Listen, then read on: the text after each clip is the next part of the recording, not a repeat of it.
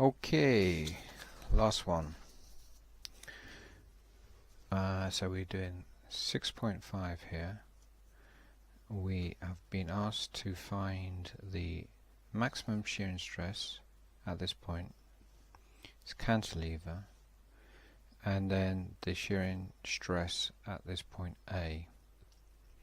It's a nice symmetric I-beam, so the centroid and neutral axis are going to be bang in the middle.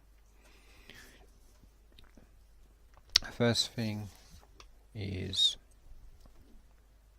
don't really need to draw shear force diagram here. So we've got 10, I know we've got 10 kilonewtons acting this way, so I know my V is going to be 10 kilonewtons. That's it. So recall that your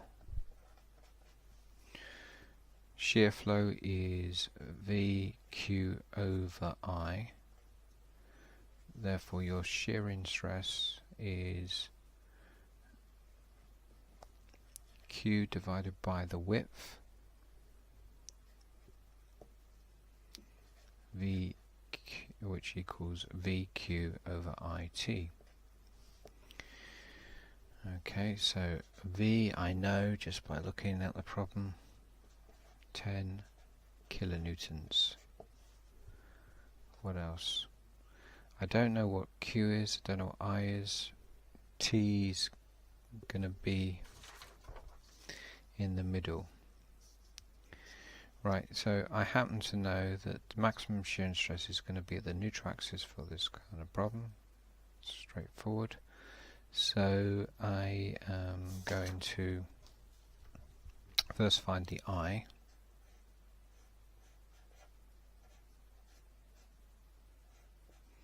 I'll split it up into like this. The distance from here to here is 75 millimeters. So that's the 150 split into two. The thickness of this is 12 millimeters. So to get to the centroid for the top section will be 75 take away 6, half of 12. So distance from here to here is 69. Do I need anything else? Not really. So just make a little note of your dimensions here. So we've got 212 for I need this diagram for for Q. This inner section will be what? Well, the overall bottom to height is at 150. Take away 24. So bottom one, top one. So the inner section will be here to here, 126. From the neutral axis to the top of that will be divided by 2, 63. And there is 100. Okay, got all the dimensions I need. Let's kick off with I. So I is the sum of BD to the power 3 over 12 plus AH squared. So I am going to use this diagram here, and I'm going to double up the top one. So I'm going to kind of ignore this for my I. So the middle one is simply, I'll work in millimeters, 126. No, sorry, that's the depth. The middle one is 100, 200. So the breadth is 100. Okay, the depth of this thing is 126. to the power 3 over 12. So we're working out the second moment of area for that section there. Now let's work out the second moment of area for this section here. But I will double it because then I won't have to bother working out the lower one because it's nice and symmetric problem. So open up 2. The top is 200. The depth of the top section is 12 over 12. And then the area for the top one is 200 times by 12 times by its centroid. So its centroid is 69. And don't forget to square that. Alright, so I is going to be 100 times 126 to the power 3 divided by 12 plus 2 times open bracket 200 times 12 to the power 3 divided by 12 plus 200 times by 12 times by 69 squared, close bracket. So that gives me 39.58 times 10 to the 6, and that would be millimeters to the power 4. Okay, so I know that maximum shear and stress is occurring at neutral axis, so I will just use Q. I'm going to use this diagram now. So Q is the sum of areas times their centroids. So the lower area is going to be 100 times 63, and its centroid therefore will be 63 over 2, so that's the lower one here, plus the area, which is 200 times by 12, and its centroid is what? Okay, I already know it. It's the 69. So that gives me what Q is. So Q is 100 times 63 squared divided by, why did I bother squaring? Divided by 2 plus 200 times 12 times 69. Whoops. Times, right, that gives me 364.05 times 10 to the 3 millimeters to the power 3. So I've got that value, that value. The T is obviously where I'm measuring my maximum shear and stress, which is in the middle, so T is 100. So the maximum we're going to get will be, let's convert and work in SI units. So we're going to use this formula here. So I've got 10,000, get rid of the killer, times by Q, which is this one here, so 364.05 times 10 to the, so I've got 10 to the power 3 here. It's millimeters cubed, so to make it into meters cubed, it'll be take away 9, so that gives me minus 6.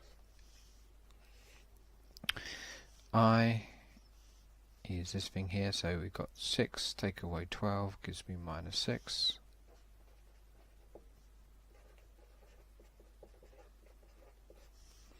And the width of it is 100 times 10 to the minus 3.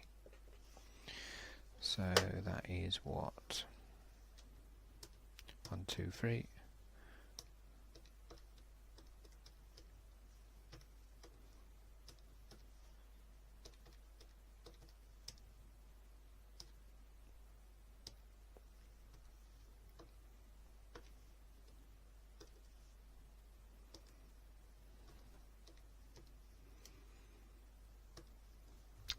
So that's 9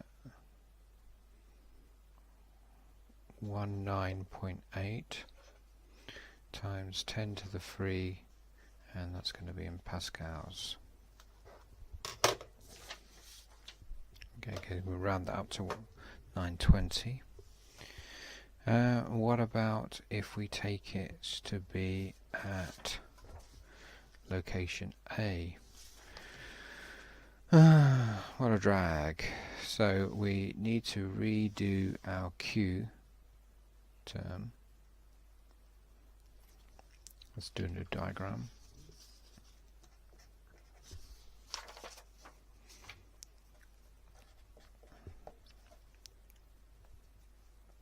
So we've got the top section and we've got A,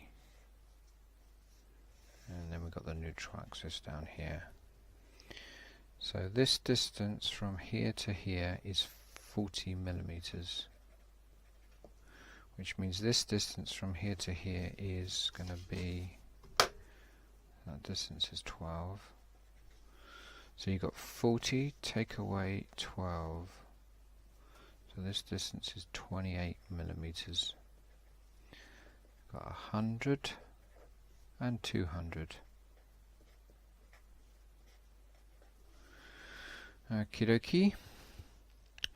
Right, so what is Q then? Right, so this distance from here to here is what? Let's go back to this diagram. So that's 63 to get from there to there. So 63, take away 28, gives me 35. So 35 to get from there to there.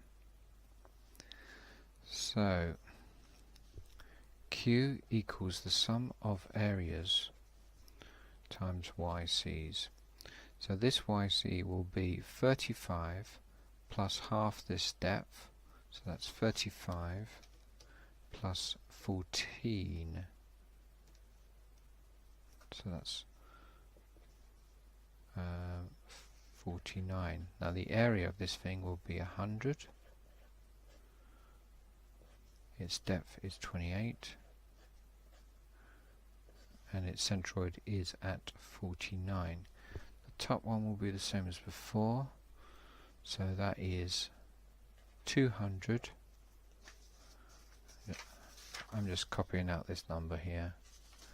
200 times 12 times 69, and this is now my new Q. 100 times 28 times 49 plus 200 times 12 times 69. So that's 302.8.